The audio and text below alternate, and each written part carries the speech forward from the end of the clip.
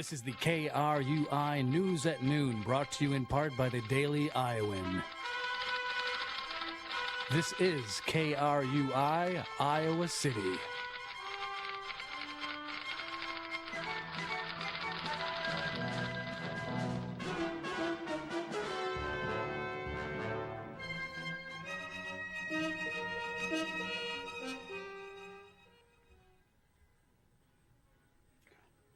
Hi, hello, and welcome. It is noon in Iowa City. The temperature is a chilly 28 degrees, and for KRUI, this is the latest news with Ricardo Asensio and Aaron Erickson. Here are your headlines for this Tuesday. The Grammy sweeps the nation, the president looks to fight the Senate, and the recent snowstorm has created over 2,000 accidents. We get things started off with the snowstorm. 17 states were plagued today by snow and ice storms, proving to be one of the dangerous and deadly storms the East Coast has seen this year. Over 2,000 car accidents were recorded in North Carolina and Virginia, and so far the storm has killed 4 people. Last night, the 58th Annual Grammy Awards featured performances from the biggest names in music. Kendrick Lamar was the biggest winner of the evening, taking home 5 Grammys, including Rap Album of the Year for To Pimp a Butterfly. Taylor Swift walked away with the top prize, winning Album of the Year for 1989. Swift made history, becoming the first female artist to win 2 Grammys for Album of the Year. After revealing he is nearly $53 million in debt, Kanye West has reached out to Facebook founder Mark Zuckerberg, asking for a $1 billion investment, because apparently he's the greatest living artist and the greatest of all time. Safe to say, I think someone really likes themselves. The death of former Supreme Court Justice Antonin Scalia has Washington, D.C. in turmoil, as President Barack Obama and the Republican majority Senate will bat heads over whom Scalia's replacement will be. While President Obama has the power to appoint the justice, the Senate has the opportunity to veto the appointed judge. GOP politicians have threatened to veto every one of President Obama's appointed justices until the end of his presidency at the end of 2016. A move that may backfire if Democratic hopefuls Bernie Sanders or Hillary Clinton become our 45th president of the United States. While current political officials are hard at work, some presidential hopefuls are doing what they can to ensure their victory.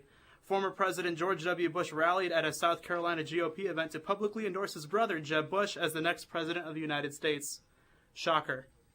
One thing that shouldn't come as a shocker is Donald Trump's most recent claims against Texas Senator Ted Cruz. The Trump campaign team released a statement threatening to sue Cruz over his eligibility to run for office due to the fact that Cruz is Canadian-born. Trump has questioned Cruz's ability to run for office for months now, but this is the first time he threatened to take the issue to court. The Iowa Senate has passed a bill that would make it mandatory for home high school varsity football teams to have a licensed physical trainer on the sidelines at all times to monitor and test for concussions, head trauma being a roaring topic in the world of sports. Speaking of sports, ticket sales for Iowa football have begun. The UI Athletic Department announced that tickets will increase by $10 to $415 for the 2016 season. The deadline for renewals and new season tickets requests is April 15th. On Valentine's Sunday, the number 4 Iowa Hawkeyes defeated the Minnesota Gophers 75-71. The Hawkeyes currently hold a 20-5 record, which is good enough for first in the Big Ten. Even the darkest secrets meet the light of day. Peyton Manning, who many regard as a model figure and a class act, is currently coming under fire after news broke that he allegedly sexually assaulted a University of Tennessee physical trainer during his sophomore season at his alma mater. Dr. Jamie Nawright is now suing Manning and alleges he forcefully shoved his private area onto her. This case is being reopened 13 years after Manning and Nawright privately settled a non-disclosure agreement in hopes that the story would never see the light of day.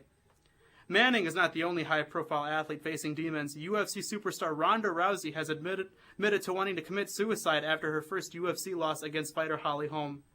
Rousey opened up to Ellen DeGeneres on her show this morning, saying, "I was literally sitting there and thinking about killing myself. That exact moment, I felt like nothing." While Rousey was distraught about her first loss as a UFC fighter, she plans to continue her career and prove her doubters wrong.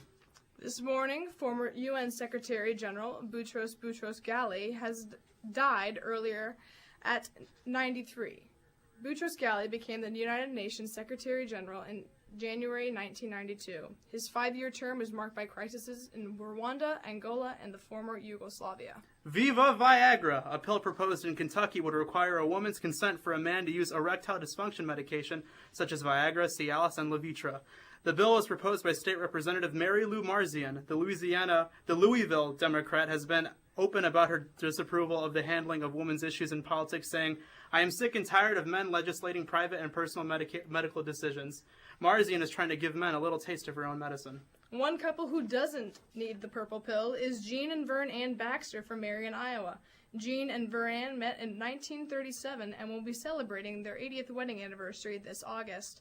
The couple is a combined age of 204 and owes their successful marriage to chocolate turtles and decades of love. The Force is strong with us today as the filming of Star Wars Episode 8 is currently underway. The franchise was rejuvenated after the massive success of their last film, The Force Awakens. Episode 8 is scheduled to hit theaters December 15th, 2017. And finally, a quick look at the weather forecast for Iowa City.